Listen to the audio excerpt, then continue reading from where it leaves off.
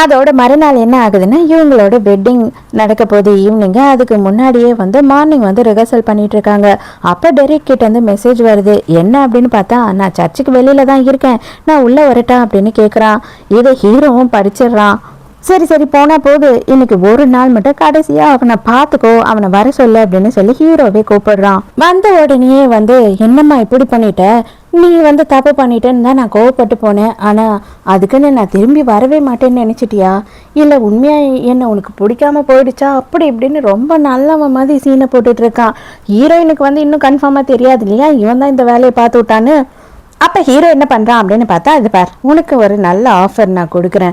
அதாவது ஹீரோயினை விட்டுட்டு போயிட்ட அப்படின்னா உனக்கு வந்து எக்கச்சக்கமான பணம் கிடைக்கும் அப்படின்னு சொல்லிட்டு 10 லட்சம் போதுமா அப்படின்னு கேட்கும் போது, 10 லட்சத்துக்கு என் காதலியே நான் விற்பேன்னு நீங்கள் என்ன கேவலமாக நினச்சிட்டீங்களா என்ன அப்படின்னு கேட்குறான்.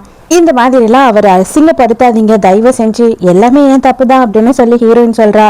இதை பார் நான் பேசிக்கிட்டு இருக்கேன்ல, நான் பேசும்போது நடுவில் நீ பேசினீன்னா எனக்கு பிடிக்காது, தயவு செஞ்சு சைலண்ட்டாக இரு அப்படின்னு சொல்கிறான். 20 லட்சம் போதுமா அப்படின்னு கேட்கும் போது, என்னது 20 லட்சமா, ஏங்க என்னோட காதலுக்கு நீங்கள் விலை பேசிக்கிட்டு இருக்கீங்க, என்னோட காதல் வந்து விலை மதிப்பற்றது அப்படின்னு சொல்லி சீனை போடுறான். சரிடா ஃபைனலாக 50 லட்ச ரூபாய் கொடுக்குறேன், விட்டுட்டு போவியா மாட்டியா அப்படின்னு கேட்கும் போது, பரவாயில்ல இது வின் சுச்சுவேஷன் தான், ஏன்னா உங்களுக்கும் லாபம் எனக்கும் லாபம், உங்களுக்கும் அவள் கிடைக்கிறா எனக்கும் பணம் கிடைக்குது, அது மட்டும் இல்லாமல் இவளுக்கும் ஒரு நல்ல லைஃப் கிடைக்குது இல்லையா, அதனால இதை நான் ஏற்றுக்கிறேன் அப்படின்னு சொல்லி பணம்னு பணத்தை பார்த்துக்கிட்டு இருக்கேன். ஹீரோயினுக்கு அப்படியே ஆச்சரியமாயிடுது.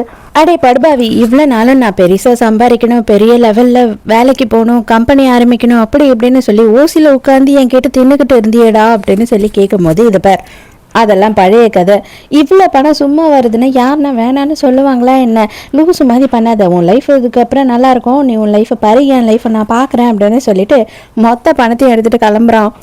போடாடே போ, இதுக்கப்புறமா என் மூஞ்சில் கிஞ்சில் முழிச்சிடாத, ஆனால் ஒரே ஒரு வாட்டி என்னை திரும்பி பாரு அப்படின்னு சொல்கிறா. அவனும் என்ன வேணும் அப்படின்னு திரும்பி பார்க்குறான். ஹீல்ஸை தூக்கி மூஞ்சிலேயே அடிக்கிறான். அவ்வளோதான், சாரோட மூஞ்சி மோக்கரெல்லாம் பிச்சுக்கிட்டு மூக்கிலேருந்து ரத்தம் வருது. அவனை பற்றி புரிய வைக்கிறதுக்காக தான் நான் இதெல்லாம் பண்ணேன், தயவு செஞ்சு நீ டென்ஷன் ஆகாத, வயதில் இருக்க குழந்தைக்கு நல்லதில்லை அப்படின்னு சொல்லிட்டு அந்த செப்பலை எடுத்துகிட்டு வந்து ஹீரோவை போட்டு விடுறான். அதுக்கப்புறம் ஃபைனலாக ஹீரோக்கும் ஹீரோயினுக்கும் கல்யாணமே முடிஞ்சிடுது. அப்போ கிஸ் பண்ண சொல்கிறாங்களா, அங்கே இருக்க எல்லாரும் இவங்க குழந்தைக்காக தான் கல்யாணம் பண்ணிக்கிறாங்க, இவங்களுக்கு வந்து லவ்வெல்லாம் இல்லை அப்படின்னு பேசுகிறாங்க, மற்றவங்களுக்காகவாவது நம்ம இதெல்லாம் பண்ணி தான் ஆகணும் அப்படின்னு சொல்லிட்டு ஹீரோ வந்து ஹீரோயினை கிஸ் பண்ணுறான். ஆனால் என்ன பண்ணுறான் அப்படின்னு பார்த்தா ஃபிங்கரை நடுவில் வச்சு தான் கிஸ் பண்ணுறான்.